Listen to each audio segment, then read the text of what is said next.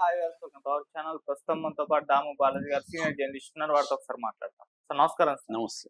Sir పిఠాపురంలో అటు వర్మ గారికి అండ్ పవన్ కళ్యాణ్ గారికి మధ్య ఒక కోల్డ్ వార్ జరుగుతున్నట్టుగా తెలుస్తుంది సార్. అంటే వర్మ గారు మొత్తం కూడా పిఠాపురంలో రంగంలోకి దిగి పవన్ కళ్యాణ్ గారికి అగెనిస్ట్ గా తిరుగుబాటు చేస్తున్నారని, అక్కడ ఆల్టర్నేటివ్ వర్క్స్ అన్ని కూడా ఆయనే చూసుకుంటున్నారని తెలుస్తుంది. అటు పవన్ కళ్యాణ్ గారు కూడా రంగంలోకి దిగి ఇప్పుడు ఇంటెలిజెన్స్ వాళ్ళని కూడా రంగంలోకి దించారని చెప్పేసి చెప్తున్నారు. మరి ఏం జరుగుతుంది పిఠాపురంలో? ఎందుకు ఈ కోల్డ్ వార్? మరి నిజంగా జరుగుతుందా ఈ కోల్డ్ వార్ లేదా సార్? మీరేం చెప్తారు? నిజంగానే జరుగుతుంది కోల్డ్ వార్. ఎందుకంటే ఓపెన్ గానే నాగబాబు మొన్న వాళ్ళ ఆహ్, దీంట్లో ఫంక్షన్‌లో ఆయన అనౌన్స్ చేశాడు. హ్మ్. పవన్ కళ్యాణ్ గెలవడానికి 2 ఫ్యాక్టర్‌లు ఉన్నాయి. ఒకటి పవన్ కళ్యాణ్, 2 మా జన సైనికులు, మా ఓటర్లు అని ఆయన అనౌన్స్ చేశాడు. ఇంకెవరైనా గాని మేము పవన్ కళ్యాణ్ గెలుపుకు దోహదపడ్డామని గాని నమ్మితే అది వాళ్ళ కర్మ అని కూడా ఆయన అన్నాడు. క్లియర్‌గా ఆయన కర్మ అని ఎందుకన్నంటే వర్మ అనే పేరు గుర్తు రావడం కోసమే నాగబాబు అన్నాడు. ఇది అందరికి కూడా తెలుసు.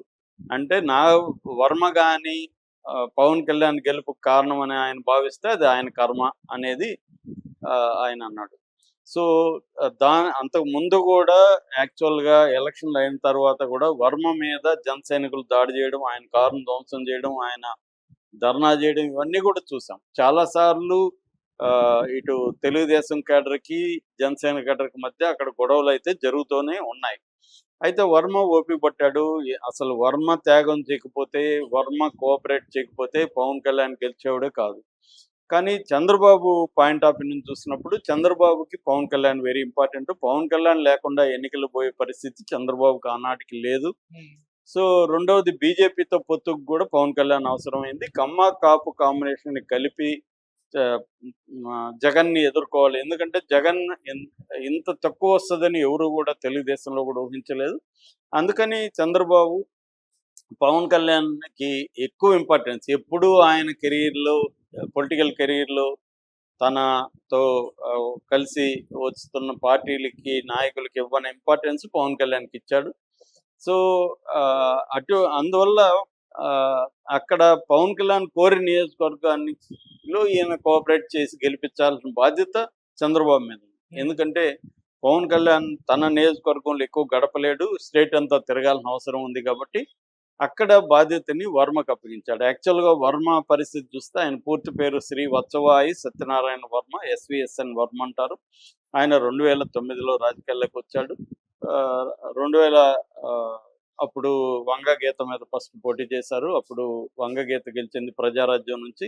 ఆ తర్వాత 2014లో ఈయనకి సీట్ ఇవ్వలేదు. అప్పుడు ఈయన రెబల్‌గా అక్కడ పోటీ చేసి పెండెం దొరబాబు మీద ఈయన గెలిచాడు. దాని తర్వాత తెలుగుదేశంలోకి మళ్ళీ చేరాడు. సో, దాని తర్వాత మళ్ళీ 2019లో ఆయన ఓడిపోయాడు. అప్పుడు జగన్ వేవ్ వచ్చింది. అయినప్పటికీ కూడా ఆయన ప్రజల్లో నిరంతరం ఉండడం, కరోనా టైంలో కూడా ప్రజలకి కావాల్సిన వస్తు సేవల్ని ఆయన అందించడం, ప్రాణాలకి భయపడకుండా ఇవన్నీ చేయగలిగాడు కాబట్టి అక్కడ వర్మకైతే పిఠాపురంలో మంచి పేరుంది. ప్రజల్లో ఉంటాడు, ప్రజల సమస్యలకి స్పందిస్తాడు ఇమ్మీడియట్‌గా అన్న ఇది ఉంది. ఎక్కడ కూడా తాను నాయకుడనే ఒక అహంకారం చూపియకుండా సామాన్య కార్యకర్తలాగా ఆయన పనిచేస్తాడని. సో, ఆ నేపథ్యంలో పవన్ కళ్యాణ్ అది కోరేసరికి చంద్రబాబు ఆయన్ని పిలిచి ఆయనకి ఒక హామీ ఇచ్చి నీకు ఫస్ట్ ఎమ్మెల్సీ నీకే ఇస్తానని ఒప్పించి పంపించాడు. లోకేషు, చంద్రబాబు హామీలు ఇవ్వడంతోనే ఆయన కూడా మనస్ఫూర్తిగా రంగంలోకి దిగి, ఎందుకంటే ఆయన కూడా అర్థం చేసుకున్నాడు ప్రభుత్వం మన పార్టీ ప్రభుత్వంలోకి రావాలంటే పవన్ కళ్యాణ్ అవసరం ఉంది. పవన్ కళ్యాణ్ గెలిపించాలంటే మనం త్యాగం చేయాలి అన్నది ఆయన కూడా అర్థమయ్యి ఆయన రంగంలోకి దిగాడు. పవన్ కళ్యాణ్ రాకుండా నేనే చూసుకుంటానని చెప్పి వర్క్ చేశాడు. ఆ క్యాడర్‌ని అంతా వర్క్ చేయించాడు. ఖచ్చితంగా పవన్ కళ్యాణ్ మంచి మెజార్టీతో గెలవడానికి అది ప్రధాన కారణంగా ఉంది. ఎందుకంటే జగన్ అక్కడ పెద్ద ఎత్తున మోహరించాడు. తన మిథున్ రెడ్డి ఆధ్వర్యంలో అక్కడ పెద్ద పెద్ద వాళ్ళని పెట్టాడు. అన్నీ చేసినా కూడా పవన్ కళ్యాణ్ గెలవగలిగాడంటే ఖచ్చితంగా నాగబాబు చెప్పిన ఆ 2 ఫ్యాక్టర్లు కూడా వాస్తవమే. పవన్ కళ్యాణ్ క్రేజ్ వాస్తవమే. అట్లాగే తమ జన సైనికులు పనిచేయడం ఇవన్నీ వాస్తవమే. దాంతో పాటు వర్మని ఫ్యాక్టర్‌ని కూడా మనం కాదనలేము. వర్మ ఖచ్చితంగా ఫ్యాక్టరే. కానీ దీన్ని ఇప్పుడు వీళ్ళు ఓపెన్‌గా అలా అని అతను అవమానించి అతనికి ఎమ్మెల్సీ రాకుండా ఎటువంటి పదవి రాకుండా అడ్డుకోవడంలో కూడా పవన్ కళ్యాణ్ పాత్ర ఉంది. నిజానికి చంద్రబాబు ఇద్దామనుకున్నాడు, కానీ పవన్ కళ్యాణ్ అడ్డుపడి అతనికి ఇస్తే అతను స్ట్రెంగ్తన్ అవుతాడు. అక్కడ స్ట్రెంగ్తన్ అయితే మనకు పర్మనెంట్గా పిఠాపురం అనేది మన అకౌంట్లో ఉండాలి, అక్కడ ఇంకొక నాయకుడు బలపడకూడదు అనేది పవన్ కళ్యాణ్కి ఉన్న state. Pawan Kalyan point of నుంచి చూస్తే అది తప్పు కాదు. ఎందుకంటే తనకి ఒక చంద్రబాబు కుప్పంలాగానో మన జగన్కి పులివెందల్లాగా, బాలకృష్ణకి హిందూపురం లాగా తనకు ఒక పర్మనెంట్ నియోజకవర్గం ఉండాలని పవన్ కళ్యాణ్ అనుకోవడంలో తప్పు లేదు. ఎందుకంటే స్టేట్ లెవెల్ లీడర్లకు ఒక పర్మనెంట్ నియోజకవర్గం లేకపోతే వాళ్ళకి టెన్షన్ ఉంటుంది, మళ్ళీ అక్కడ టైం స్పెండ్ చేయాల్సి ఉంటుంది, అవన్నీ ఉంటుంది. అందుకని ఒక పర్మనెంట్గా నియోజకవర్గం పెట్టుకుంటే వాళ్ళు సేఫ్గా ఉంటుంది, వాళ్ళు మిగతా స్టేట్ వైడ్గా కాన్సన్ట్రేట్ చేయగలుగుతారు. అది పవన్ కళ్యాణ్ అలా ప్లాన్ చేసుకోవడంలో తప్పు లేదు. కాకపోతే ఇక్కడ ప్రాబ్లం అంతా ఏంటంటే ఆయనకేదో పదవి ఇచ్చి ఆయన కూడా గౌరవించి ఆయన కూడా తీసుకొని ఉంటే బాగుండేది, కానీ తొక్కేయాలని అయితే పవన్ కళ్యాణ్ నిర్ణయించుకున్నట్టుగా అర్థమవుతుంది మనకి. సో దాంతో ఈ స్టేట్మెంట్లు అయిన తర్వాత వర్మ కూడా ఒక సోషల్ మీడియాలో యాక్టివ్ అయ్యాడు. మళ్ళీ ప్రజలే నా బలం, ఒక కార్యకర్తే అధినేత అని ఒక పోస్ట్ పెట్టాడు, ఇది నాగబాబు విమర్శించిన తర్వాత. అంటే ఇక్కడ ప్రజలు నాతోనే ఉన్నారు, కార్యకర్త ఇక్కడ ఇంపార్టెంట్, పవన్ కళ్యాణ్ కాదు అని ఆయన ఇండైరెక్ట్ గా నాగబాబుకి చెప్పినట్టుగా అర్థమైంది. ఈ మధ్య ఏమైందంటే ఒక కార్యక్రమంలో ఈయన్ని పిలవలేదు అక్కడ, అంటే క్లియర్ గా వాళ్ళు ఈయన పక్కన పెట్టేయాలని జనసేన నాయకులు అధినాయకత్వం డిసైడ్ అయింది. సో అప్పుడు తెలుగుదేశం వాళ్ళు అక్కడ స్టేజ్ దగ్గరే గొడవ పడ్డారు, మా నాయకుడిని ఎందుకు పిలవలేదు, మా నాయకుడు చెప్తేనే మేము మీకు ఓట్లు వేసాము, ఆయన వల్లే మేము ఓట్లు వేయించాము, ఆయన లేకపోతే మీరు గెలిచేవాళ్ళు కాదు, ఇప్పుడు ఎందుకు ఆయన పిలవలేదని గొడవ అయింది.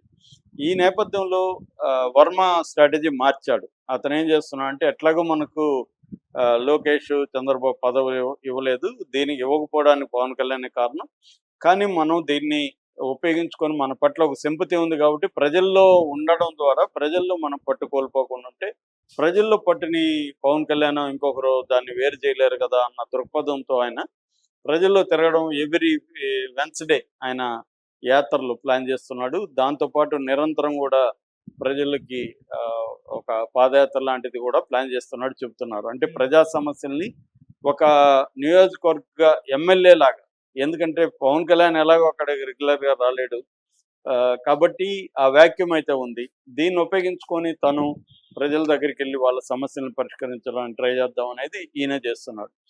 దీన్ని అడ్డుకోవడానికి పవన్ కళ్యాణ్ కొన్ని వ్యూహాలని పండుతున్నట్టుగా అర్థమవుతుంది. అందులో ఒకటి, ఆల్రెడీ పెన్నెం దొరబాబుని చేర్పించుకున్నాడు జనసేనలో. ఇప్పుడు వంగా గీత కూడా వైసీపీ క్యాండిడేట్, ఆమెను కూడా జనసేనలో చేర్పించుకోవడానికి ట్రై చేస్తున్నట్టుగా చెప్తున్నారు.